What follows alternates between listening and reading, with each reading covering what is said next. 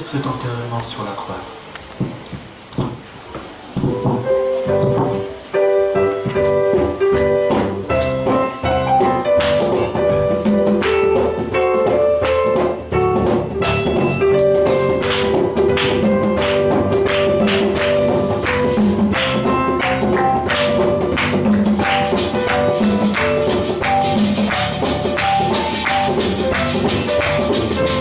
Please, don't let me go.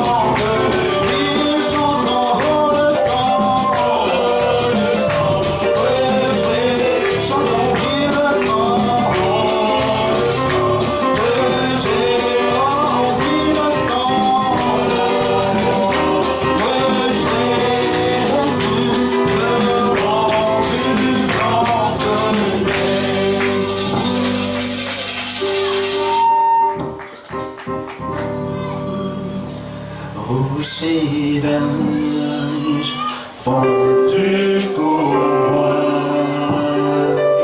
Laisse-moi me cacher en toi. Laisse l'eau avec le sang écouler de tes plaies. Tantôt le remède. Sauver-les, me rendre pur. Brûler l'âme pour à jamais. Que mon zèle ne s'éteigne point. Cela n'ôte pas mon péché. C'est toi sauver, seul qui doit sauver. Oh ma mère, rien n'est porté. Je m'attache au ballon que j'aspire celui quand mes yeux se ferment. Et quand je me lève,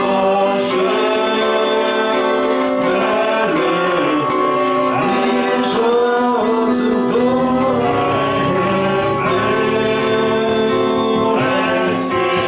Chanson rocher d'Aïs, oh vivant Dieu pour moi. Laisse-moi me cacher au Libanga, Yabire Chikana, mi bombayo, Tikama, Bebadira, Babiba, Yobozayo,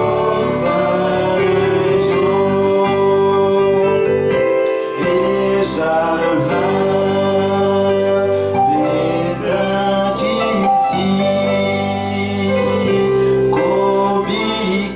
Kobikisa, Kobetora, Rocherage, fondu pour moi. Laisse-moi me cacher dans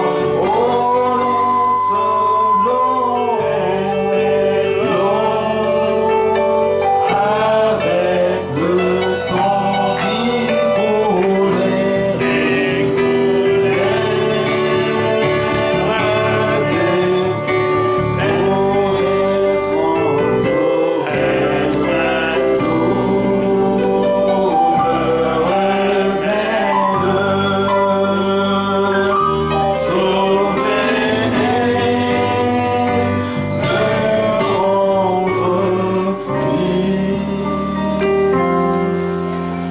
Pendant que nous sommes debout, nous allons prier le Seigneur. Bienveillant Père Céleste, Créateur du ciel et de la terre, nous te sommes encore infiniment reconnaissants pour nous avoir accordé cette grâce, ce privilège de nous réunir en cet endroit. Amen. Amen. Où nous nous sommes fixés rendez-vous que tous les jeudis, tous les mardis, tous les dimanches, nous nous réunirons et même chaque fois que cela est possible. Amen. Étant venus dans ta présence, Seigneur, nous savons que c'est chez toi qu'il y a la vie, la paix et la solution à tous nos problèmes. Nous te prions réellement que ta présence se fasse sentir au milieu de nous, Seigneur, en nous exauçant, en nous instruisant et en nous consolant, Seigneur.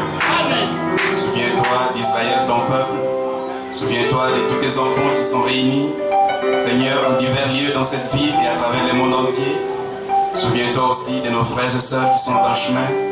Que tu puisses, Seigneur, ô Dieu, les disposer, de sorte que quand ils arrivent ici, Seigneur, qu'ils entrent dans une communion avec toi. Soutiens-nous, Seigneur. Bénis les pasteurs, Seigneur. Bénis tous ces collaborateurs. Bénis, Seigneur, ô Dieu, tous ceux qui soutiennent ce ministère, Seigneur, pour ta gloire et ton honneur. Dans le nom précieux de Jésus-Christ, notre Seigneur et Sauveur. Amen. Amen. Pendant que nous sommes encore debout, nous voulons en profiter pour lire la parole du Seigneur.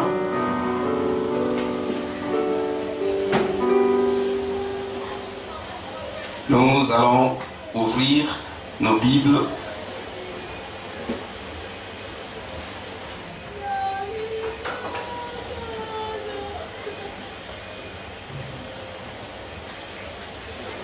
dans les livres de Matthieu, le chapitre 12, et nous allons commencer à partir du verset 33.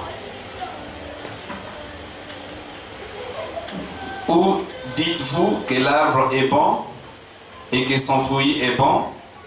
Ou dites-vous que l'arbre est mauvais et que son fruit est mauvais? Car on connaît l'arbre par le fruit. Race de vipères, comment pourriez-vous dire de bonnes choses, méchants que vous l'êtes? Car c'est de l'abondance du cœur que la bouche parle. L'homme bon tire des bonnes choses de son bon trésor, et l'homme méchant tire des mauvaises choses de son mauvais trésor. Je vous l'ai dit, au jour du jugement, tous les hommes rendront compte de toutes les paroles vaines qu'ils auront proférées. Car par tes paroles, tu seras justifié, et par tes paroles, tu seras condamné. Nous allons aussi prendre 2 Corinthiens, chapitre 4, le verset 13.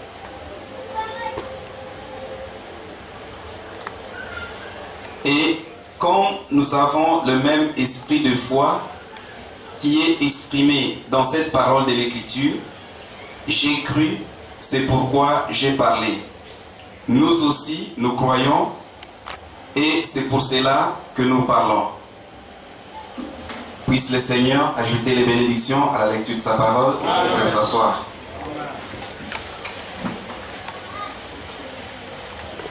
Je crois que nous sommes tous dans la joie. Et David disait, j'étais dans la joie quand on m'a dit, allons à la maison de l'Éternel. La joie de David n'avait pas commencé à l'église, mais la joie de David avait commencé depuis qu'il était à la maison. Donc quand il savait que c'était le jour de culte, quand il savait que c'est le jour qu'il devait aller rencontrer l'Éternel, il était déjà dans la joie. En venant en chemin, il était dans la joie. Et quand il est arrivé à l'église, sa joie était encore plus abondante. Ainsi, c'est toujours un grand privilège. Nous sommes en train de parler d'un message que le prophète a prêché. La foi est une ferme assurance. Et quand vous prenez la brochure, Frère Branham a dit beaucoup de choses là-dedans que nous n'avons même pas épinglées. Mais l'idée, c'était que nous puissions parler de la foi qui est une assurance. Ainsi, par la grâce de Dieu, le Seigneur nous a aidés à comprendre ce qu'est la foi. Que la foi n'est pas une imagination, mais que la foi, c'est quelque chose de réel. Et nous avons pris l'exemple de quelqu'un qui a une maison. Par exemple, à Pointe-Noire, il est ici, mais il sait qu'il a sa maison à Pointe-Noire. Quelqu'un qui a un compte bancaire, il est ici, il peut avoir les poches vides, mais il sait qu'il a de l'argent. Amen. Et c'est comme un enfant qui a un cerf volant qui le tient. Il ne voit pas le cerf, mais il sait que ça se trouve là. Il peut le sentir. Et personne ne peut lui dire le contraire. Et la foi, ce n'est pas aussi savoir lire. Ce que beaucoup de gens pensent, c'est parce qu'il a lu une brochure qu'il a maintenant la foi. La foi, c'est quelque chose de différent. C'est au-delà d'une simple lecture. C'est une ferme assurance. Et cette assurance est en vous. Amen. Et nous avons essayé d'étudier ensemble la composition de l'homme. Et une fois, je prêchais cela, c'était à Kinshasa. Il y avait quelqu'un qui avait fait la théologie. Il voulait être prêtre. Il a dit, chez nous même en philosophie, on ne nous avait jamais parlé du subconscient. Et c'est en théologie vers la fin qu'on nous a parlé du subconscient. Mais quand je vois Frère Branham qu'on dit qu'il est primérien, mais qui explique le subconscient, il dit ça me dépasse. Amen. Amen. Et en réalité, quand vous vous mettez à parler du message, même à des théologiens, ils trouvent que vous êtes un peu au-delà même de ce que eux pensaient. Et un jour, Frère Branham, il devait aller consulter un médecin. Parce qu'en tant que missionnaire, chaque fois qu'ils voyagent, même en tant que prédicateur, ils sont soumis parfois à certains examens pour s'assurer que leur santé va bien. Alors il est allé visiter un médecin et on lui a fait les examens de la tête. Et pendant que les médecins étaient en train d'examiner dans les appareils, il regarde, il voit, il dit, ce qu'on nous a appris à la médecine, la tête et le cerveau de l'homme doivent être comme ceci, comme cela. Mais ton cerveau, en tout cas, même à l'école, nous n'avons rien appris de tel. Et ce que je vois ici, ça ressemble au cerveau d'aucun autre homme.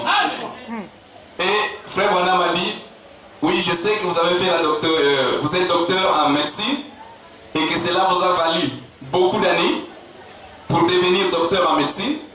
Et ça fait vraiment beaucoup d'années. Je ne sais pas ici, mais chez nous, c'est beaucoup d'années. Vous faites d'abord 6 ans d'études primaires. Après les 6 ans d'études primaires, vous faites les bacs, donc 6 ans d'études secondaires. Chez vous, je crois que c'est 7 ans. Et après cela, vous faites 5 ans de médecine. Mais cela ne suffit pas. Vous devez apprendre auprès de quelqu'un pendant peut-être autant d'années pour être confirmé. Donc ça fait environ une vingtaine d'années.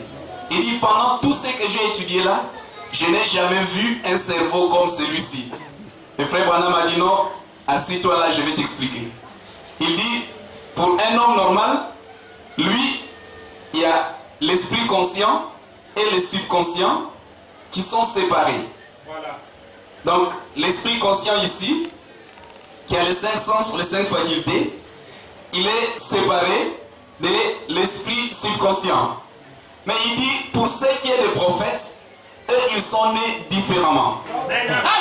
L'esprit conscient et l'esprit subconscient, les deux sont ensemble. De telle sorte que il n'a pas besoin de dormir pour voir une vision ou pour voir un songe. Il est né comme cela, il est constitué comme cela. Nous, pour avoir des songes, nous devons d'abord dormir. Et la plupart de nos songes, Frère Branham dit, cela reflète quelque chose qui est déjà en nous ou quelque chose à laquelle nous sommes en train de penser.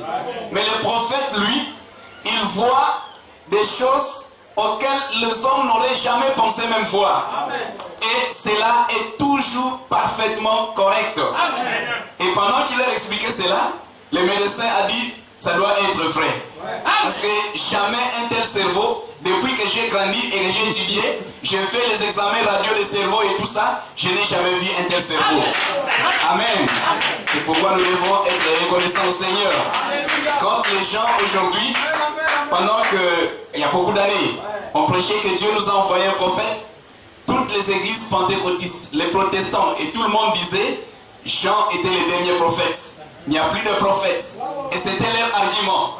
Et ils prenaient un verset qui disait, la loi et le prophète ont subsisté jusqu'à Jean. Et si vous voulez le comprendre, c'est lui l'Élie qui devait venir.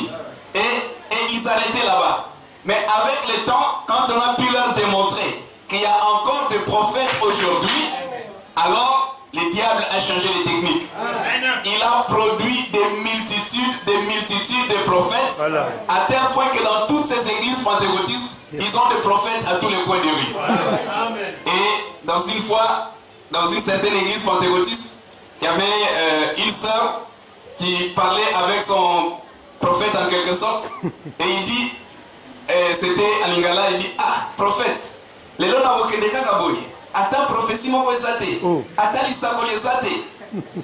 vous voyez à quel point le diable a dévalorisé le ministère de prophète pour faire croire aux gens que quand on dit Dieu nous a envoyé un prophète, lui ne voit pas un prophète comme Moïse Lui, il voit son prophète aventurier qui lui prophétise, non, tu allais être quelqu'un, d'ailleurs, tout ça. Vous comprenez? Amen. Donc ce sont des astuces du diable. Ainsi, le prophète a son subconscient et son conscient ensemble. Amen. Et le ministère que nous avons reçu en ces temps, c'est un ministère particulier. Amen. Toutes les fois que le Saint-Esprit révélait quelque chose, ça n'avait jamais failli. Amen. Et aujourd'hui sur Internet, des gens la plupart des sites Internet d'ailleurs, ils critiquent, ils disent Frère Branham est un faux prophète, Frère Branham est un faux prophète. Mais pourtant, ils ne peuvent jamais prouver une seule prophétie ou un seul discernement qui a failli. Ainsi, nous sommes heureux et nous sommes reconnaissants au Seigneur pour cela. Amen. Et comme nous l'avons vu, que notre foi doit grandir. Et chaque fois que le prophète il constatait que quelqu'un n'avait pas suffisamment de foi, parfois il le mettait là à côté, dans la ligne de prière, il était là assis, et il observait la manière dont Dieu était en train d'opérer. Et plus il voyait les miracles s'opérer, la foi de la personne grandissait, et il pouvait prononcer ainsi dit le Seigneur, ainsi dit le Seigneur, là-bas vous êtes guéris, là-bas vous êtes guéris, là-bas vous êtes guéris, parce que vous avez vu quelque chose de surnaturel que Dieu a fait dans la vie de quelqu'un d'autre. Amen. Amen. Ainsi, la foi grandit quand on est dans la présence du Seigneur. Amen. Et le subconscient, c'est un sens qui est vraiment très important et qui est aussi très utile à l'homme. Et Frère Branham nous explique, excusez-moi, j'aime toujours écrire. Ici, nous avons les 5 sens. Le premier sens, nous avons vu, c'était la vue, qui est un sens qui influence beaucoup l'homme. Et le deuxième sens, c'était l'ouïe. Et la vue a toujours cherché à contrôler tous les autres 5 sens. Amen. Amen. La vue a toujours cherché à prendre le contrôle de tous les autres 5 sens. Quand vous entendez un bruit, la première des choses, vous voulez savoir ce bruit-là vient d'où? Qu'est-ce qui fait ce bruit-là? Parce que la vue donne l'assurance. Amen. Amen. Même quand vous voulez manger quelque chose, vous voulez d'abord voir à quoi ça ressemble. Amen. Ça vous donne plus d'assurance. Amen. Donc la vue cherche à contrôler le tout. Et c'est un sens très important. Ici, nous avons, au niveau de l'esprit conscient, l'imagination, qui est aussi un sens très important. Et nous avons vu que l'imagination, c'est une faculté par laquelle l'homme se représente des images mentales. Amen. Amen. Donc, la vue, ce sont les images, ce sont la vision. Et l'imagination, ce sont aussi des images, mais que vous ne voyez pas avec les yeux, mais que vous vous représentez dans votre esprit à vous. Amen. Amen. Et même quand vous entendez quelque chose, la première réaction de l'homme, il veut se représenter une image de ce que c'est. Amen. Amen. Et l'imagination, c'est un sens aussi très puissant. Et cela a de l'influence sur l'homme. Mais quand vous allez plus loin, là, au niveau de l'âme ou du subconscient, il y a une porte ici. Nous avons vu qu'il ne s'ouvre que de l'intérieur. Le véritable vous habitez ici à l'intérieur.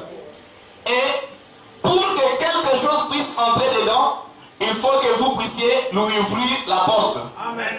Et Frère Branham nous dit qu'il y a des canaux qui partent de l'extérieur jusqu'ici à l'intérieur. Et l'esprit ici, ça joue un grand rôle, ça sert de filtre. Parce que si tout ce que nous voyons ici dehors entrait directement ici dans l'âme, ça allait être catastrophique. Amen. Mais Dieu a fait que, avant que ça puisse atteindre l'âme, ça passe d'abord par un filtre où vous jugez ce qui est bon et ce qui est mauvais, Amen. Ce que vous acceptez et ce que vous refusez. Amen. Et de tout ce que vous voyez, il y a toujours une proposition qu'on vous fait. Est-ce que vous acceptez cela? Est-ce que vous trouvez cela bon? Et tout ce que vous trouvez bon, cela entre jusqu'à l'intérieur, il vient et il habite là-dedans. Il commence d'abord par vous faire des propositions. Tu ne trouves pas que si tu fais telle chose, c'est bien. Quand tu obéis, il est très content. C'est le diable qui vous propose. Et le Saint-Esprit vient, il vous sollicite aussi. Tu ne trouves pas que si tu fais telle chose, c'est une bonne chose. Et il est très content. Maintenant, c'est lui à qui vous obéirez le plus. Si c'est les démons, à un moment donné, il dit, à quoi sert-il pour moi de faire des va-et-vient? Chaque fois, je dois venir proposer. Autant qu'il puisse venir habiter à l'intérieur, comme ça, je dirige tout de l'intérieur. Et il vient s'installer dans le cœur de l'homme. En ce temps-là, la conscience est déjà détruite. Présentez-lui les bonnes choses, la parole, ça ne lui dit plus rien. Et Frère Branham nous dit qu'au temps de Sodome, ils étaient tellement possédés des démons que même leur sens, même leur corps, tout cela avait changé, qu'ils trouvaient normal de faire le mal. Amen. Mais cela ne vient pas du jour au lendemain. Ça commence par des petites visitations, des petites sollicitations. Quand il trouve que vous lui obéissez totalement, il dit non, autant que je puisse venir installer ma dedans. Amen. Le Saint-Esprit fait aussi la même chose. La Bible nous dit, Dieu donne son Saint-Esprit à ceux qui lui obéissent. L'obéissance totale à la parole de Dieu vous donne le droit d'avoir les signes. Donc quand vous résistez chaque fois au Saint-Esprit, cela lui empêche de venir entrer en vous et d'habiter en vous. Amen. Et le Saint-Esprit, par la parole, quand il vient, il nettoie d'abord tous les canaux, il nettoie tous les canaux et il vient s'installer là-bas. Et l'écriture que nous avons lue de Matthieu, il nous dit, comment pourrez-vous dire des bonnes choses, méchants que vous l'êtes? Il parlait aux pharisiens. Car c'est de l'abondance du cœur que la bouche parle. Amen. Donc il y a une accumulation. Ce que vous voyez, ce que vous entendez, ce que vous goûtez et tout cela, ça vient s'accumuler ici. Et cela commence à s'empiler. Cela commence à s'ajouter. À un moment donné, quand cela est rempli à l'intérieur, ça doit s'exprimer. Ça doit déborder. Amen. Et on nous dit que c'est de l'abondance du cœur que la bouche parle. Le verset suivant nous dit, l'homme bon tire des bonnes choses de son bon trésor. Un trésor, c'est quelque chose que vous gardez précieusement. C'est quelque chose que vous aimez. C'est quelque chose que vous avez accumulé dans votre cœur. Maintenant, qu'est-ce que vous avez accumulé dans votre cœur? Si c'est la parole de Dieu, votre confession sera aussi la parole de Dieu. Amen. Mais si ce sont des mauvaises choses, la musique du monde, les critiques, les mauvais habillements et toutes ces autres choses, l'expression, ça sera exactement aussi la même chose. Amen. Et c'est quelque chose de si important. Et ce soir, nous voulons un peu parler de la confession de la foi. La foi, c'est vrai, c'est une ferme assurance, mais la foi doit s'exprimer. La foi doit se manifester. La foi ne doit pas être imaginaire. La foi doit être exprimée, confirmée, manifestée. Amen. Ainsi, nous allons lire quelques écritures.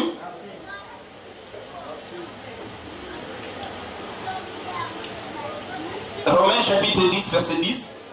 Car c'est en croyant du cœur qu'on parvient à la justice, et c'est en confessant de la bouche qu'on parvient au salut. Selon que dit l'Écriture, quiconque croit en lui ne sera pas confus. Amen. Prenons Marc. Marc chapitre 11, le verset 21. Pierre, se rappelant ce qui s'était passé, dit à Jésus, Rabbi, regarde le figuier que tu as maudit a séché.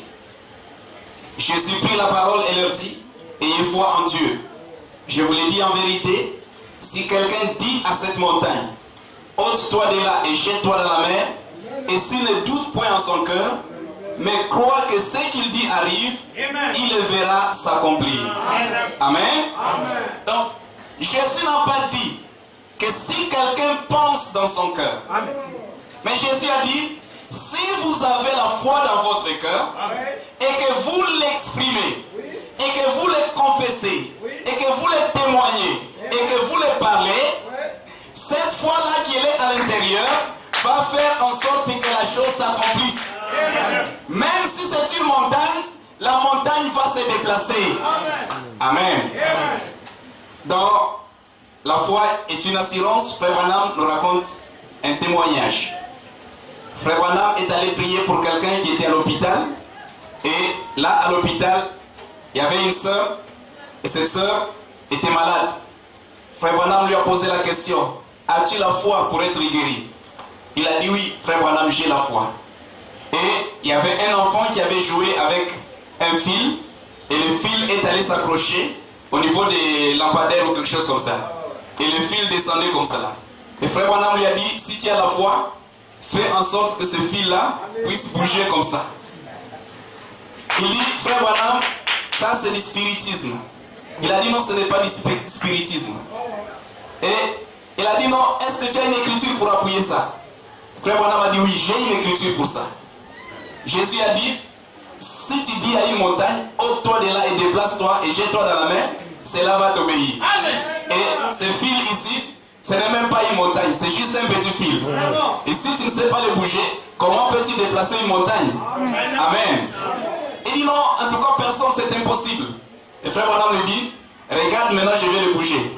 Et il dit: maintenant je vais faire en sorte que ça puisse basculer comme ça. Et Frère Branham a regardé le fil, et le fil a commencé à balancer comme ça. Et ensuite il dit: je vais dire que cela puisse s'arrêter. Et le fil s'est arrêté. Et il dit: maintenant je vais faire que ça aille à l'avant et en arrière, à l'avant et en arrière. Et cela a commencé à faire cela. Il dit: maintenant, si avec ma foi je peux bouger ce fil, crois-tu que si je prie pour toi tu seras guéri? Et dit: je le crois, Frère Branham. Amen. Donc, vous voyez, la foi c'est une démonstration. Quelque chose qui agit, quelque chose qui est en mouvement, mais vous devez le confesser. Amen. Merci Seigneur. Amen, amen, amen. Prenez avec moi Proverbe 12, verset 14. La Bible nous dit ici: par les fruits de la bouche, on est rassasié de bien. Et chacun reçoit selon l'œuvre de sa main. Amen. Donc, avec le fruit de la bouche, on est rassasié de bien. Le fruit de la bouche, c'est ce que vous confessez, ce que vous déclarez. Et votre témoignage est très très important. Amen. Amen. Maintenant, lisons quelques citations du prophète.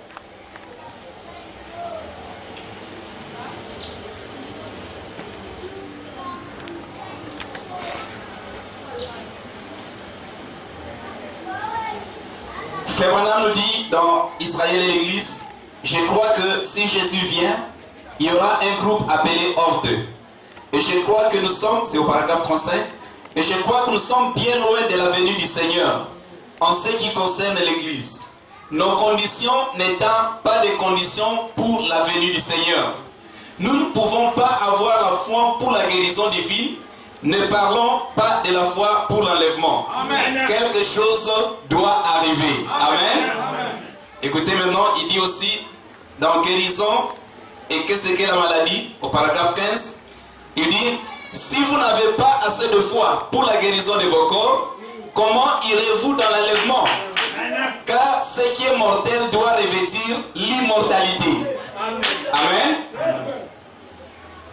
Et c'est quelque chose de si important. Notre foi doit grandir jusqu'à la foi de l'enlèvement. Et cette foi ne grandira pas par de simples discours, mais cette foi grandira par la parole que nous écoutons. Amen. Parole ajoutée à la parole, amen. Parole ajoutée à la parole, jusqu'à ce que nous puissions déborder et que notre confession devienne la parole du Seigneur. Amen. Amen. Et plus nous influençons notre subconscient avec la parole de Dieu, il y a beaucoup de choses qui peuvent arriver. Amen. Le subconscient, c'est comme une personne réelle. Le subconscient, il ne dort pas. Le subconscient, il contrôle toutes les fonctions de votre corps. Même quand vous dormez, votre cœur continue à battre.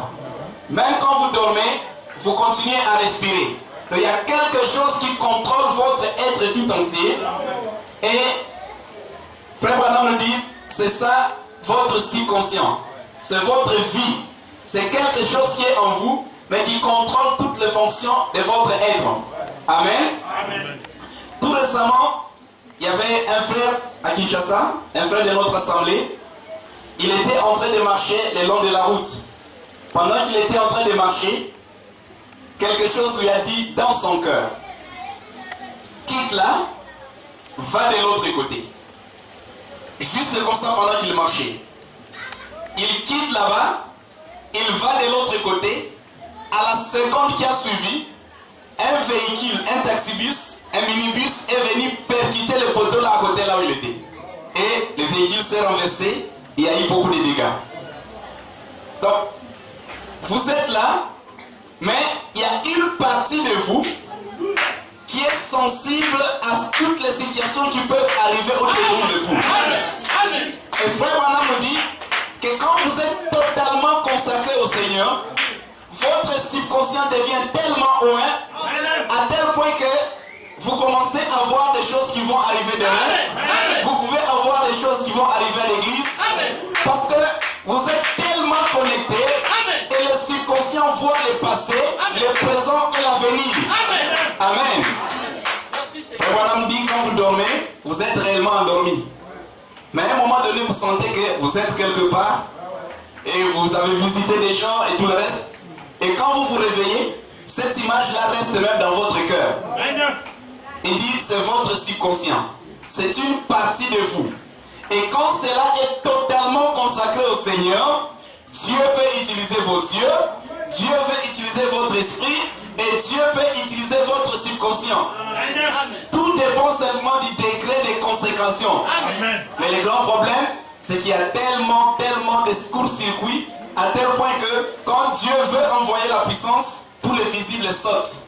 Il n'y a pas moyen que Dieu puisse manifester sa puissance. Amen.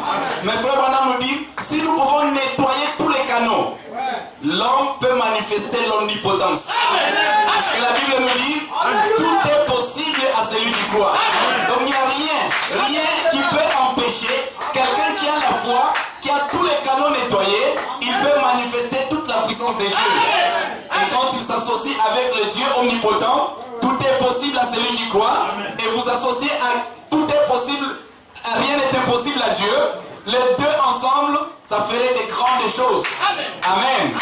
Donc, la grande difficulté que Dieu a, c'est de trouver un homme qui lui est totalement consacré, qui a des canaux totalement nettoyés, à telle façon que la puissance de Dieu puisse couler et puisse se manifester. Amen. Et le subconscient nous aide beaucoup. Le subconscient nous prévient de beaucoup de choses. Frère Paul nous disait, avec l'église qui était à Corinthe, qui avait des problèmes, il dit, je suis absent parmi vous, mais par mon esprit, je suis présent là. Amen. Et il pouvait connaître les choses qui s'est passées là-bas. Et avec le subconscient, parfois un pasteur peut être en déplacement, mais quand il y a un problème à l'église, il sait savoir qu'il y a un problème à l'église. Il sait savoir qu'il y a un problème dans la famille. Il sait savoir qu'il y a un problème quelque part. Et vous arrivez même parfois quelque part, vous sentez qu'il y a quelque chose qui ne va vraiment pas. Votre corps, vous trouvez que tout est normal, mais à l'intérieur de vous, votre être intérieur ne se sent pas très à l'aise. Amen. Et obéissez à la voix intérieure. Ça vous aidera beaucoup. Amen. Et le frère, quand il a vu l'accident se produire, il a dit, je n'arrive pas à comprendre. Juste une minute, je me suis déplacé. Et si je n'avais pas obéi, soyons obéissants au Seigneur. Amen. Amen. Dieu nous a donné les 5 sens pour un grand besoin. Et Dieu nous a donné aussi les subconscients. C'est pour un besoin important. Amen. Amen. Maintenant, il y a une chose que j'ai aussi constatée. Une fois, nous étions à un deuil. Et pendant le service funèbre, les prédicateurs passaient. Chaque prédicateur qui passait pour prêcher, il faisait que vanter ce que Dieu a fait dans son ministère. Ah, dans mon ministère, j'ai ressuscité 7 morts. Frère Branham en a ressuscité 5. Moi, j'en ai ressuscité 7. Et l'autre, il passe. Moi, j'en ai ressuscité 14. L'autre, il passe. Moi, j'ai fait telle chose. Moi, j'ai fait telle chose. À tel point que les gens commençaient à se demander, Est-ce que nous sommes vraiment venus consoler une famille qui est éprouvée, ou nous sommes venus vanter, entre guillemets, les réalisations que nous avons faites? Et après cela, nous devions passer pour prêcher la parole de Dieu. Et nous avons prêché un message très simple, amenant les gens à la réflexion. Et j'ai dit, pouvez-vous imaginer Christ qui est mort pour nous à la croix, qui a accompli de grandes choses, qui a souffert pour nous, qui a ressuscité des morts. Il disait, ce n'est pas moi. Amen. Je ne fais que ce que je vois le Père faire. Amen. Il redonnait toute la gloire à Dieu. Quand vous voulez dire, non, moi j'en ai ressuscité 7, et le frère Branham n'en a ressuscité que 5. Donc tu voulais nous dire que donc tu es plus que frère Branham. Amen. Les miracles de frère Branham étaient spéciaux. Prouvés par la science. Amen. Et il y avait une voix derrière ces signes-là. La voix derrière ces signes-là, c'est pour nous montrer qu'il y a un message. Et maintenant, quand tu t'organises de ce niveau-là, quel est le message qui est derrière ce signe-là? Amen. Et après cela, tous les prédicateurs qui passaient, ça nous a amené à la réflexion, à la méditation, et les services avaient changé réellement de dimension. Et aujourd'hui, ça fait parfois des problèmes. Oh, c'est moi qui ai baptisé un tel. Ah, c'est moi qui ai fait. Oh, vous avez baptisé, mais celui qui est mort pour lui, qu'est-ce qu'il dira? Ça devient un problème. Et chaque fois, quand Dieu agit, quand Dieu fait quelque chose, dites, ce n'est pas moi. Que la gloire revienne au Seigneur. Amen. Ainsi, Dieu agit et il est encore vivant aujourd'hui. Dans chaque église, il y a des témoignages. Dans chaque ministère, il y a des témoignages. Que ce soit chez les prédicateurs, que ce soit chez les croyants, même dans les maisons, il y a des témoignages. Et nous voulons voir un Dieu, un Jésus-Christ vivant. Où les gens se réunissent, ils prient et Dieu exauce. Et toute la gloire ne va pas à un homme, mais toute la gloire va à Jésus-Christ. Amen. Et la foi, c'est une ferme assurance, une démonstration, une preuve qui démontre les choses qu'on ne voit pas. Amen. Frère Branham nous dit dans les noms blasphématoires que la plus grande partie de notre foi, c'est une foi mentale. Paragraphe 126. Et la plus grande partie de notre foi est une foi mentale. En écoutant la parole, cela nous amène à une reconnaissance mentale de Dieu. Mais si cela vient d'en haut, aux frères, si jamais cela frappe ceci, il y a une foi sainte, spirituelle. Alors que fait cette foi? Cela ne reconnaît que la parole. Amen. Et alors, ça c'est le numéro 1. Le numéro 1, venant à vous, à votre foi mentale, juste ici. Le Saint-Esprit vient, descendant dans votre foi mentale pour en faire une foi spirituelle.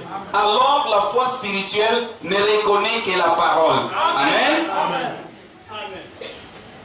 Il y a beaucoup de gens qui ont une foi mentale. Ils croient la parole, ils se représentent ce que la parole dit et il agit. Et Frère Branham dit, il y a beaucoup de gens qui peuvent même faire des miracles sans que cela vienne d'un cœur spirituel. Est-ce que vous comprenez? Et même des savants et beaucoup d'autres choses qu'ils utilisent, ils croient mentalement qu'ils peuvent réaliser des choses et ils le font. Frère Branham nous parle dans la prédication du Messie d'un certain homme qui avait mis un verre devant lui. Et il pouvait regarder le verre, se concentrer sur le verre, et le verre s'est brisé et l'eau s'est renversée. Il dit, cette puissance-là, c'est une puissance de Dieu mais mal utilisée. L'homme naturel, qu'il soit chrétien ou païen, il y a une dose de la puissance de Dieu en lui.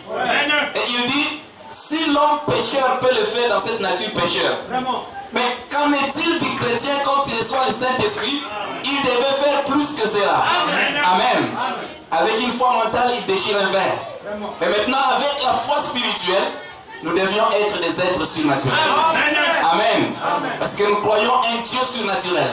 Et notre vie devait être accompagnée de miracles sur miracles. Miracle sur miracle. De témoignage sur témoignage. Mais seulement, une chose, nous devons avoir la foi qui parle. Amen. La confession de notre foi. Amen. Nous devons confesser ce que nous croyons. Amen. Nous devons témoigner ce que nous croyons. Amen. Amen.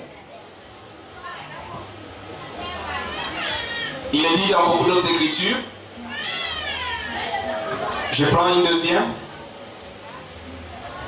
L'heure est venue, paragraphe 17. Maintenant, l'attitude mentale correcte. Vous tous qui êtes ici, comprenez-vous ce que je veux dire lorsque j'ai dit l'attitude mentale correcte? C'est votre attitude mentale correcte envers la promesse divine de Dieu fera que chaque promesse s'accomplisse. Comment vous réagissez devant la promesse de Dieu? Quelle est votre attitude devant ce que Dieu a promis? Amen. Et frère Branham nous dit, si vous avez une bonne attitude mentale, cela fera en sorte que la promesse de Dieu puisse s'accomplir. Souvenez-vous, le mental, c'est ici dans l'esprit. Le service, l'intelligence, la foi. Amen. Et votre attitude mentale, rien que dans votre pensée, si vous avez une attitude juste vis-à-vis de la parole, une attitude correcte vis-à-vis de la parole, cela va amener à ce que la parole de Dieu puisse s'accomplir. Amen. Amen. Écoutez, eh bien, il se peut que vous ne croyez pas cela. Vous direz, eh bien, ma foi est faible. Mais je ne confesserai pas cela. Voyez, ne laissez pas le diable connaître cela. Dites toujours, j'ai une bonne foi. Amen. Merci Seigneur. Est-ce qu'on peut le dire? Amen. J'ai une bonne foi. J'ai une bonne foi. C'est ce que frère Branham dit. Amen. Dites toujours, j'ai une bonne foi. Je crois en Dieu de tout mon cœur. Et frère Branham dit, voyez, amen. Il dit, ne témoignez rien du diable. Est-ce que vous comprenez? C'est ça la confession. Amen. Votre témoignage, votre confession ne doit témoigner rien du diable. Amen. Ne dites pas, je n'ai pas une grande foi, ma foi est faible. Frère Branham dit, ne dites pas ça. Dites-vous, j'ai une grande foi, j'ai une bonne foi, je crois en Dieu, je suis un meilleur croyant. Est-ce que vous comprenez? Parce que du fruit de vos lèvres, vous serez rassasiés de bien. Ce qui sort de votre bouche a une grande importance. Amen. Merci Seigneur. Frère Branham nous dit que même les noms ont une signification. Amen. Des gens qui s'appellent malédiction, des gens qui s'appellent souffrance, misère. Qu'est-ce que vous attendez de plus? Vous comprenez? Amen. Et votre confession, ce que vous dites est très important. Votre témoignage est très important. Et nous le verrons dans les quelques exemples ici. Écoutez. Et lorsque vous l'acceptez comme votre guérisseur, ne vous comportez plus jamais comme si vous êtes malade ou estropié. Voilà. Est-ce que vous comprenez? Amen. Mais vous avez entendu la parole. Vous avez cru cette parole. Vous dites que c'est la vérité. Vous avez une bonne attitude mentale. Mais cela ne doit pas se rester à l'intérieur de vous et que vous le gardez. Non. J'ai cru, c'est pourquoi j'ai parlé. Amen. Quand vous croyez, vous devez le confesser. Amen. Et ne dites pas j'ai une foi faible. Frère Branham dit non. Ne témoignez rien du diable. Amen. Ne le faites surtout pas. Amen.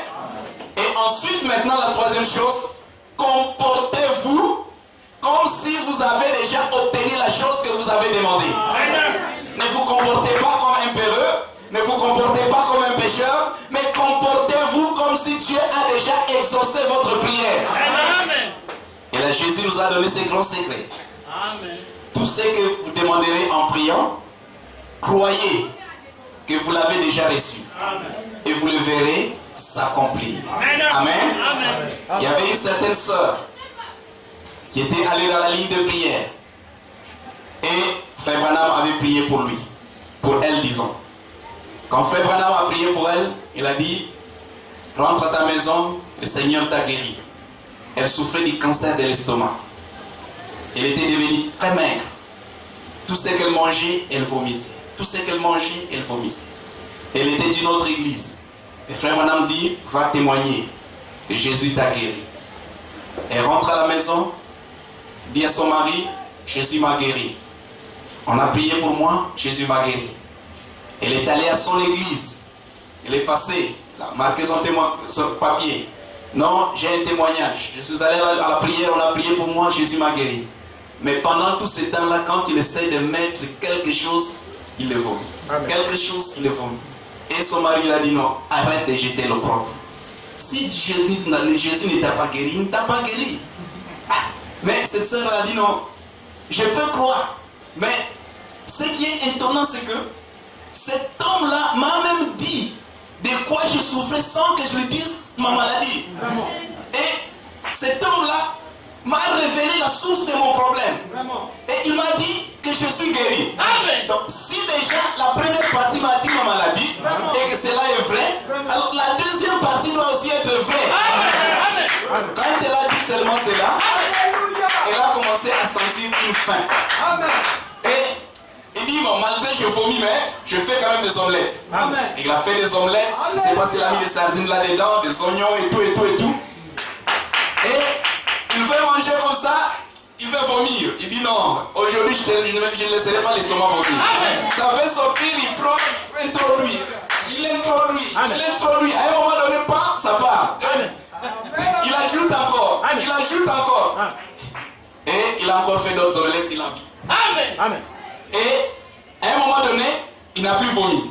Amen. Et il se sentait tellement vraiment joyeux. Amen. Elle a dit non, je vais aller témoigner. Amen. À une autre sœur là. Et pendant qu'elle est allée pour témoigner, elle dit moi aussi, je n'ai pas compris. La nuit quand j'ai dormi, je me suis réveillé, je me sens déjà bien. Amen. Amen. Elle a cru qu'elle était déjà guérie. Amen. Elle a agi comme si elle était déjà guérie. Amen. Elle a témoigné qu'elle était déjà guérie. Amen. Et la chose est accomplie. Amen. Amen. Elle ne se plaignait pas. Elle ne se lamentait pas. Elle ne glorifiait pas la maladie. Elle ne glorifiait pas les problèmes. Les grands problèmes qui arrivent, frère Branham dit, c'est nous témoignons trop du diable. Amen. Il nous dit, ne témoignez rien du diable. Amen. Amen. Les enfants d'Israël avaient un combat avec Goliath. Et c'était une grande bataille. C'était la plus grande bataille pour Israël. De tous les temps, en tout cas, c'était une grande bataille. Et les enfants d'Israël se tenaient là. Et Goliath lançait des défis aux enfants d'Israël. Choisissez un homme qui vienne se battre avec moi. Je vais les terrasser. Et tout Israël, tout ce qu'il faisait, il dit, voyez-vous cet homme-là, il est guerrier depuis sa naissance. Voyez cet homme-là, voyez-vous, tout ce qu'il faisait, c'était de glorifier Goliath. Au lieu de glorifier le Dieu qui a la solution, au lieu de glorifier le Dieu qui était avec eux, ils glorifiaient les problèmes. Ah, cette maladie-là, ça a emporté beaucoup de gens. Ah, ce problème-là, il n'y a pas de remède pour cela. Telle chose, il n'y a pas de solution. Frère Branham dit, ne faites jamais cela. Amen. Ne dites jamais cela. Ne glorifiez pas le problème. Amen. Amen. Et quand David est arrivé, il dit, mais qu'est-ce qui se passe? Et il dit, tu vois cet homme-là, il est guerrier depuis sa naissance. D'ailleurs, le roi a dit, si quelqu'un va le combattre, lui a donné sa fille. C'est que les autres trouvaient un problème. Pour David, c'était une opportunité. Amen. Il dit, mais je cherche des occasions pareilles. Et la foi cherche des occasions pour se manifester. Amen. Amen. Amen. Là où tout le monde crie, là où tout le monde pleure, la foi dit, voici le moment. Amen. Pour démontrer la puissance de Dieu. Amen. Amen. Et David a dit, mais Amen. Qui est cet incirconcis qui ose injurier le nom de l'Éternel des armées? Vous voyez sa confession? Amen. Il ne glorifie pas l'ennemi, mais il glorifie le Dieu qui a la solution. Amen. Amen. Amen. Amen. Et ensuite, il fait sa confession. Aujourd'hui, je vais te couper la tête. Et les oiseaux vont manger ta tête. Amen. Il fait sa confession et il avance. Et qu'est-ce qui est arrivé? Ce qu'il avait déclaré, c'est ce qui est réellement arrivé. Amen. Amen. Amen. Ne glorifiez rien du diable. Amen. Dieu qui est en vous,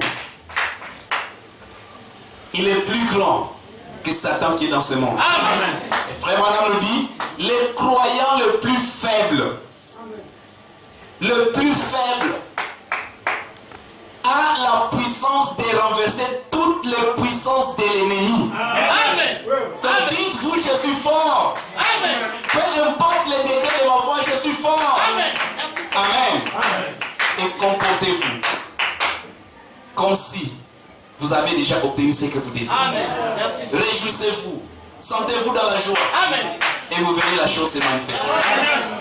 Amen. Amen. Et ce sont les principes de Dieu que Jésus lui-même nous a enseignés, que le prophète nous a enseignés. La foi est agissante. La foi n'est pas imaginaire. La foi est une réalité. Alléluia. Oh, merci Seigneur.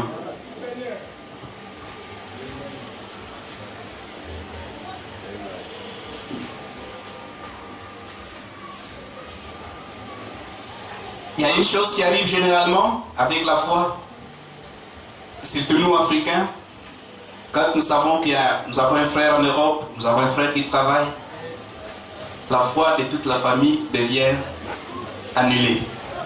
Tout problème, on sait que la solution est telle. Mais la foi n'est pas limitée. Amen. Amen. Et le subconscient ne se limite pas. Donc, telle solution ou tel problème, donc la solution doit être comme ceci. Non. Dieu ne vous demande pas d'imaginer les solutions. Non. Lui connaît la solution. Voilà. Amen. Lui connaît où se trouve la réponse. Voilà. Lui connaît le meilleur moment. Amen. Ce que Dieu vous demande, c'est de faire connaître, de confesser. Qu'est-ce que vous voulez? Amen. Bartimée a dit, je veux voir. Amen. David a dit, je veux que la tête de cet homme puisse être tombée. C'était sa confession. Amen. Non, ce que Dieu veut, c'est que quelque chose sorte de votre bouche que vous croyez. Le reste, ce n'est pas votre problème. Comment il va le faire, ce n'est pas votre problème. Quand il va le faire, ce n'est pas votre problème. Il connaît le meilleur moment et il connaît le meilleur moyen. Amen. Je peux imaginer Élie, le prophète, là au torrent de Kérit, dire, Seigneur, bon, comme il n'y a pas de nourriture, je vais, la seule possibilité, je vais aller à la rivière faire la pêche. Ça ne marcherait pas. Il a dit, Seigneur, je suis ton serviteur. Je sais que je suis ici, tu prendras soin de moi. Et Dieu a utilisé les corbeaux pour lui apporter la nourriture. Amen. Amen. Amen. Dieu utilisera même ton pire ennemi pour accomplir une promesse de bénédiction pour toi. Amen. Il le fera. Amen. Amen. Même une situation à laquelle vous ne penserez jamais, une solution à laquelle vous ne penserez jamais, mais Dieu peut l'utiliser pour apporter une bénédiction à vous. Amen. Amen. Il a fait plusieurs fois pour Israël. Plusieurs fois. Et il le fera encore pour vous. Amen. Il y avait une certaine grande maman aux États-Unis qui était en train de prier. Elle était vieille. Elle n'avait pas de subsistance et tout. Elle était en train de prier. Oh Seigneur, je n'ai plus de nourriture, je suis vieille, mes économies sont ruinées. Je ne sais pas où avoir du pain. Tu avais dit dans ta parole, donne-nous aujourd'hui notre pain de ce jour. Et il y avait des petits enfants qui étaient là et qui écoutaient la prière des grands-mères. Il y a un d'eux qui a dit non, mais moi j'ai un peu d'argent. Il a dit non, je vais acheter du pain comme ça, nous allons le déposer là et nous allons voir ce que grand-mère va faire, ce qu'elle va dire. Et ils vont s'en aller, ils ont acheté du pain et tout ça, et ils ont déposé ça. Et pendant que grand-mère est entrée dans la prière, elle a prié, il a prié, il a prié, termine à prier, il sort comme ça, il trouve du pain. Oh Dieu, merci pour le pain. Tu avais promis que tu exaucerais les prières, et tu m'as répondu et tu nous as donné du pain. Les petits enfants se sont mis à rire. Et grand-mère, ce n'est pas Dieu qui t'a donné le pain, c'est nous qui avons jeté le pain. Et il a dit non, moi je priais que Dieu me donne le pain et il a agi en vous pour qu'il faut jeter ce pain. Amen. Et Dieu est merveilleux. Il utilisera toutes les fois possibles, pour accomplir sa volonté.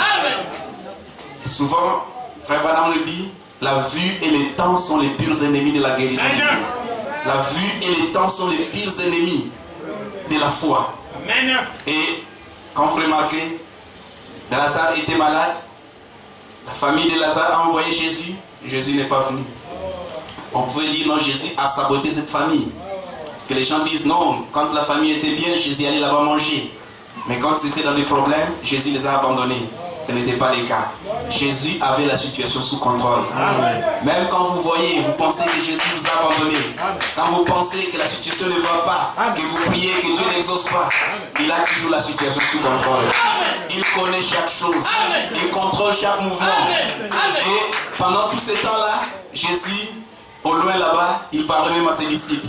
Lazare, notre ami, il dort. Donc il connaissait ce qui s'est passé. Amen. Et quelqu'un a dit, mais s'il dort, mais on va le réveiller. Il a compris que les gens ne comprenaient pas les langages. Il dit non, il est mort. Amen. Amen. Et quand il est arrivé là-bas, comme un homme, il était en train de pleurer. Mais comme Dieu, il a crié, Lazare sort. Et Lazare est sorti du tombeau. Amen. Amen. Si Jésus était allé là-bas, pendant que Lazare était malade, ça aurait un effet, mais il n'y aurait pas ce grand témoignage. Amen. Amen. Mais quand il est allé autant que Dieu lui-même voulait, c'était plus qu'une guérison. C'était une résurrection. Amen. Et Dieu, quand vous le laissez faire les choses en son temps, c'est toujours au-delà de ce que vous demandez. Amen. Amen. Attendons-nous à lui. Lui connaît les meilleurs moments. Mais il finira par bénir. Et frère, on nous dit, il n'y a aucune prière que Dieu n'exaucera pas. Dieu exaucera toujours votre prière. Amen. Oh, merveilleux Seigneur. Alléluia. Merci Seigneur. Amen. Amen. Écoutez, vous devez avoir la foi qui confesse. Amen. Amen. La foi, au paragraphe 13, c'est prêché en 1858. Il dit, des fois, c'est l'espérance. J'ai entendu bien des gens dire, j'ai toute la foi. Mais entre-temps, ils se tiennent dans la ligne de prière. Et frère Branham dit, s'ils avaient ce genre de foi, ils n'auraient pas été dans la ligne de prière. Vous voyez, c'est simplement une foi émotionnelle. Amen. Il dit, quand vous avez cette foi-là, une foi parfaite, vous ne serez même pas dans la ligne de prière.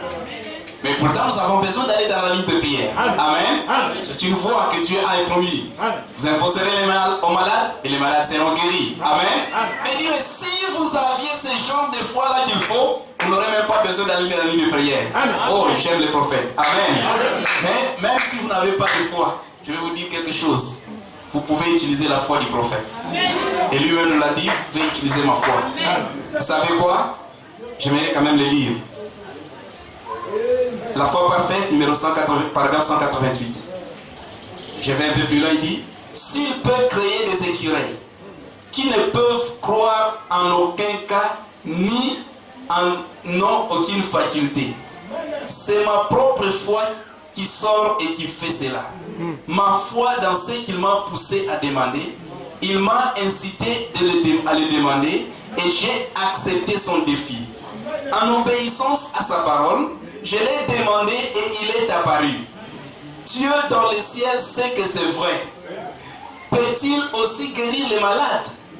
Il peut m'élever en amenant ma foi ici en haut.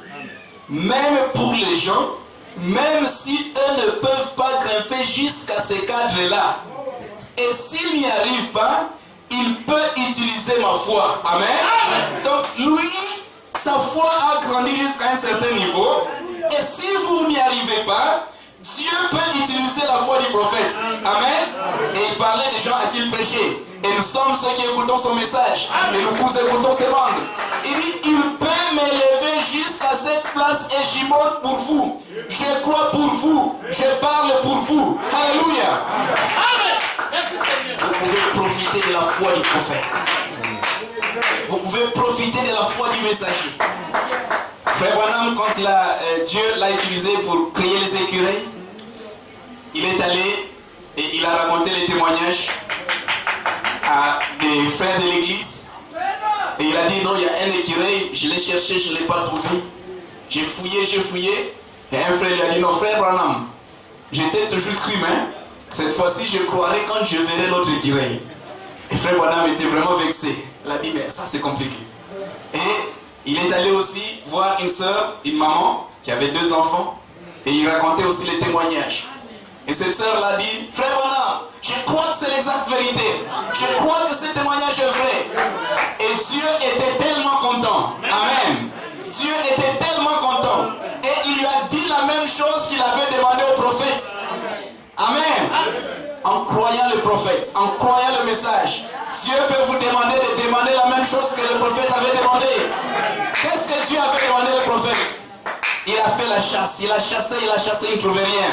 Et Dieu lui a dit, demande ce que tu veux. Amen. A.T. Wright a écrit le témoignage. Et Dieu lui a dit, demande ce que tu veux.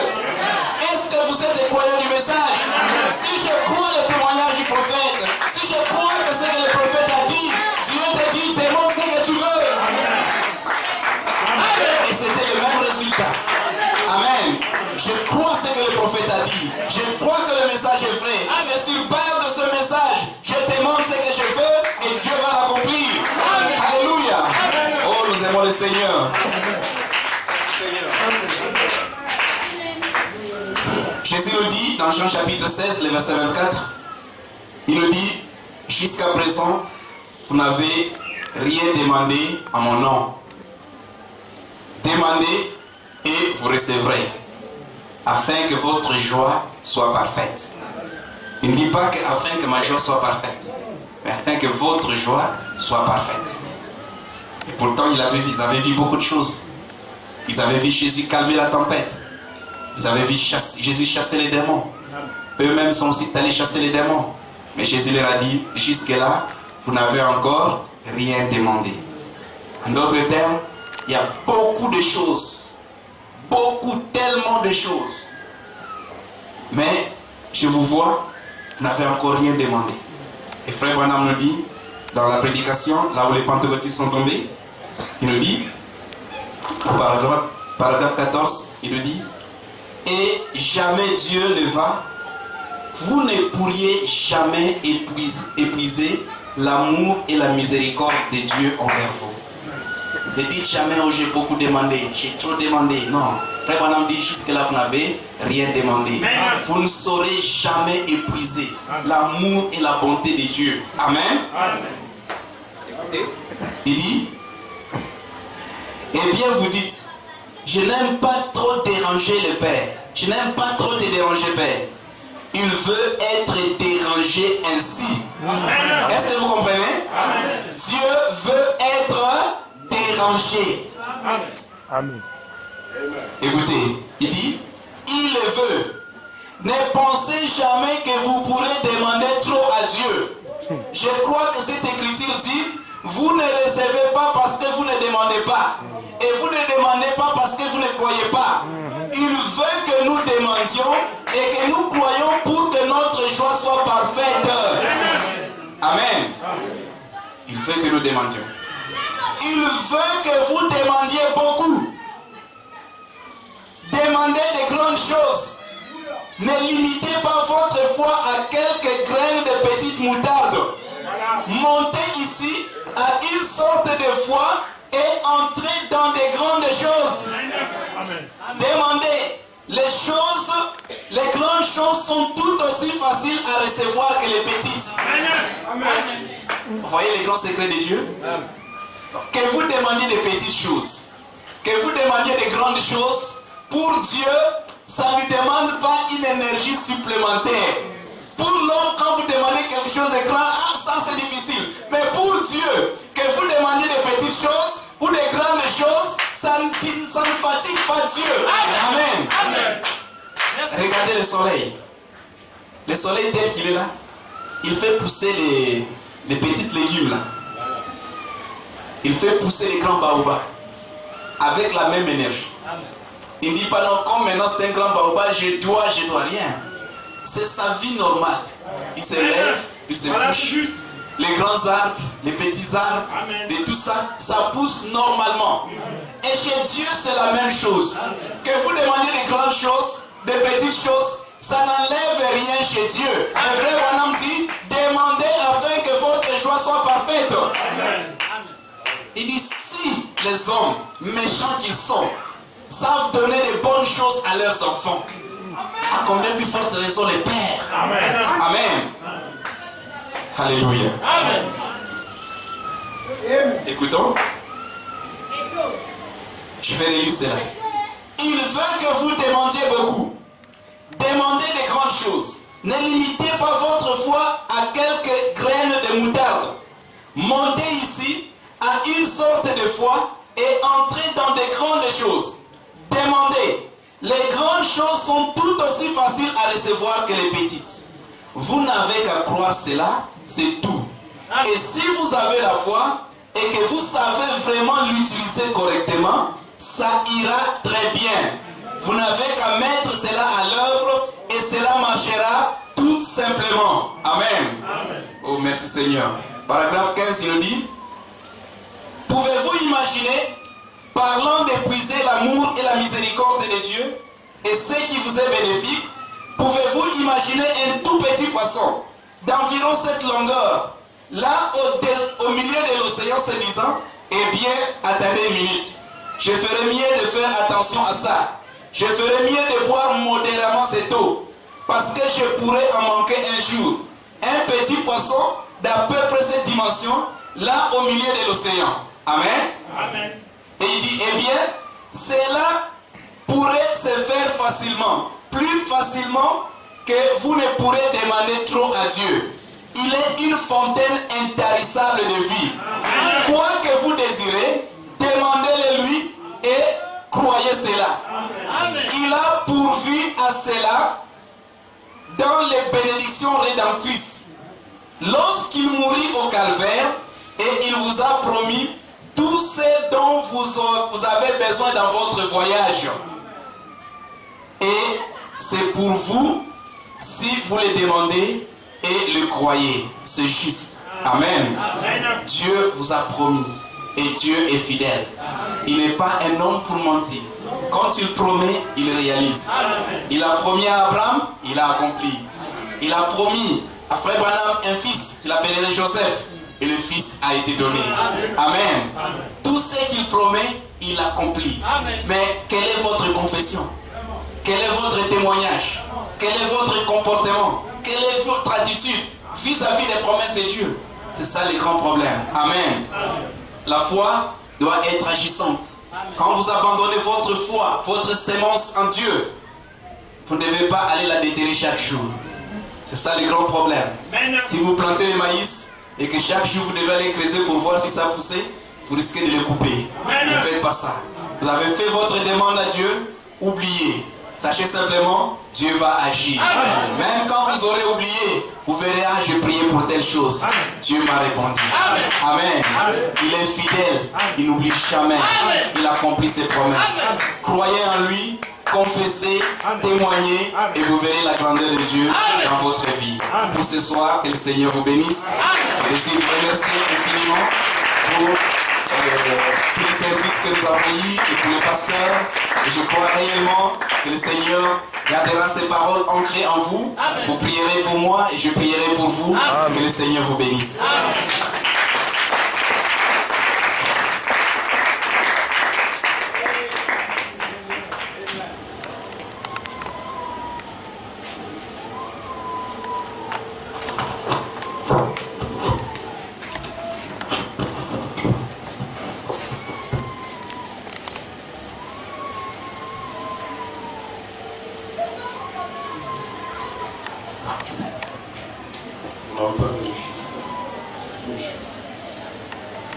Que le nom du Seigneur soit béni à jamais. Amen. Amen. Oh, nous sommes heureux du message de ce soir. Amen. Dieu bénisse son serviteur. Amen. Nous allons nous lever pour juste adorer celui qui mérite d'être adoré. Oh, j'aime ce message sur la foi. Amen. On ne pouvait pas prendre tout ce temps d'Hébreux 11, nous parler de la foi, par la foi, par la foi, par la foi, par la foi, par la foi. Il est allé, il a parlé.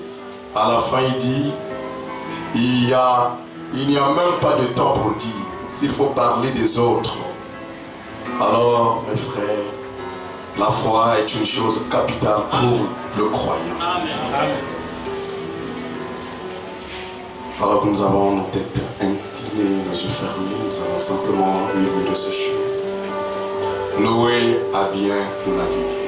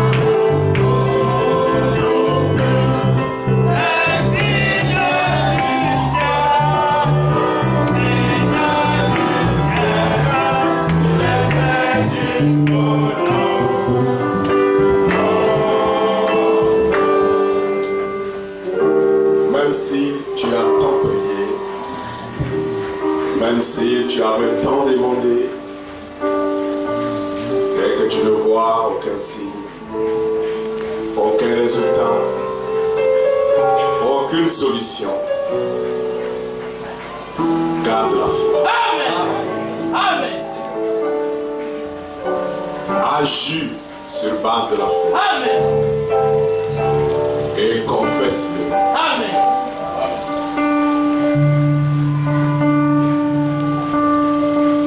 D'un moment à l'autre, on ne sait après combien de temps Dieu verra comment ta foi est toujours là. Comment elle confesse la chose qui n'est pas encore là. Dieu finira d'amener la chose à éteindre. Amen. Amen. Amen. Et ce soir, Dieu nous a beaucoup parlé. Amen. Je veux que tu gardes la foi. Amen. Merci Seigneur.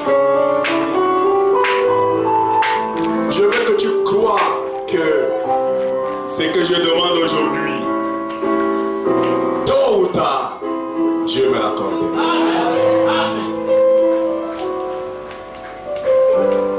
C'est comme Jésus, avant qu'il ne prie, avant qu'il n'appelle Lazare, il a d'abord prié le Père en disant: Père, je sais que tu m'as déjà exaucé. Je sais que tu m'exauces toujours. Amen. Amen. Il avait cette fermation. Amen.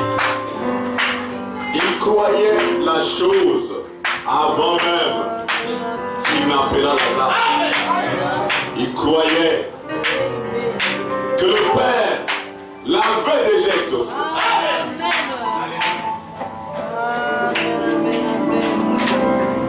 Et la dernière phrase, quand il a dit: je sais que tu m'exauces toujours, il croyait que la chose...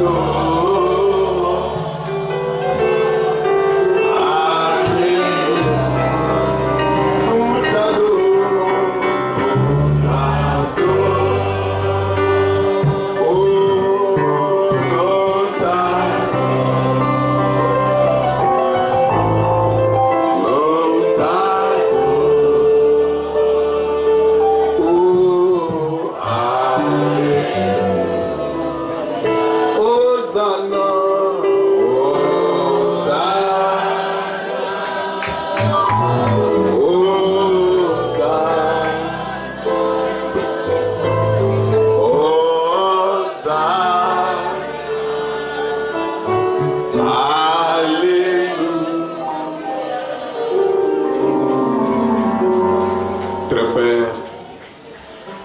très élevé, très saint, toi qui es trois fois saint,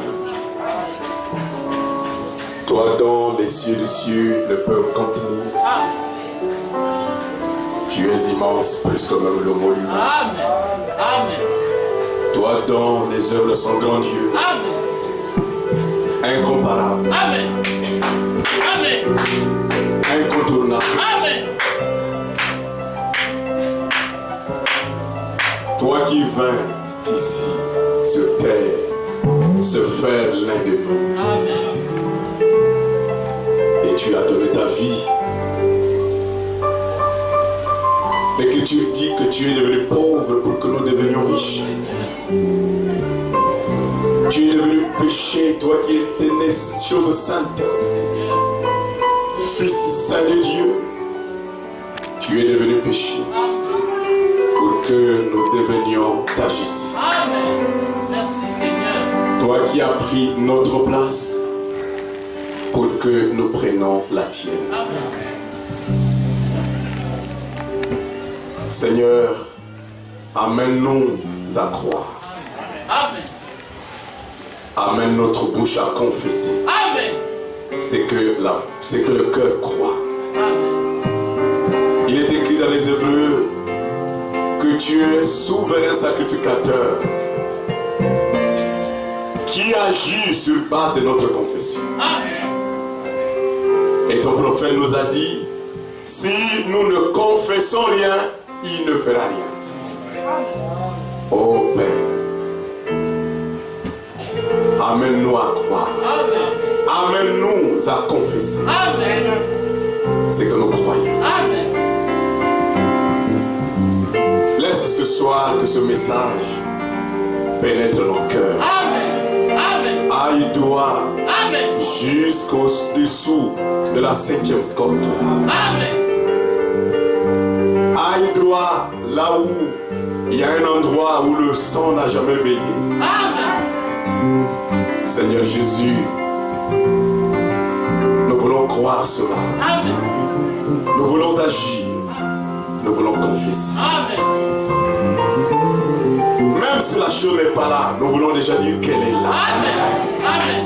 Merci Seigneur. Que ce soit le problème de tout un chacun de nous, Amen. trouve déjà la solution. Amen.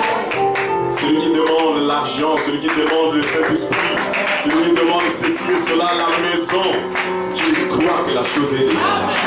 Amen. Oh Père, comme nous terminons ce soir, bénis ton serviteur. Amen. Il a été une grande bénédiction pour nous. Amen.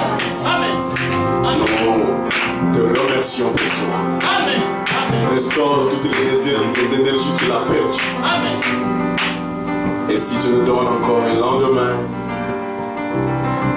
nous aimerions qu'il revienne ici et qu'il soit une grande bénédiction Amen. pour nous encore. Amen.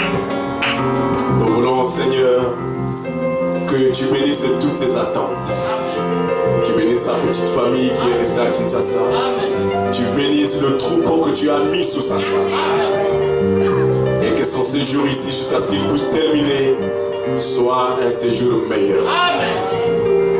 Nous prions que toutes les bénédictions décrites dans la Bible soient sur nous. Amen. Soient aussi sur nous. Amen. Parce que ton prophète dit, nous ne pouvons pas nous rassasier de ces bénédictions. Amen.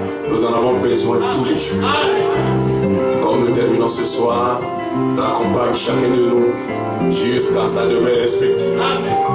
Et que, si telle est ta volonté, demain vendredi, nous soyons ici pour la prière, le jeûne. Amen. Et si cela aussi est ta volonté, dimanche, nous puissions être ici. Amen. Gloire, honneur te soit rendu au siècle sans fin. C'est au nom de Jésus-Christ que nous avons prié et demandé. Amen. Amen. Que le nom du Seigneur soit béni. En le nom de Jésus avec toi, enfant de tristesse et peine, il va te conduire la joie. Dans partout où tu vas, précieux nom, oh non, espoir de la terre, joie du ciel, précieux nom, non, espoir de la terre, joie du ciel, précieux nom, le nom de Jésus. Aussitôt, espoir de la terre, joie du ciel, précieux nom, aussitôt, oh, espoir de la terre, joie du ciel. Il y a le frère Eli, donc le frère Eli qu'on dit qui est en voyage, il est allé à Infondo, on a un fête là-bas, il a voyagé hier, arrivé à Infondo, il m'a appelé. Il a demandé que l'église prie pour lui tout le temps qu'il va travailler à Infondo. Prends toujours le nom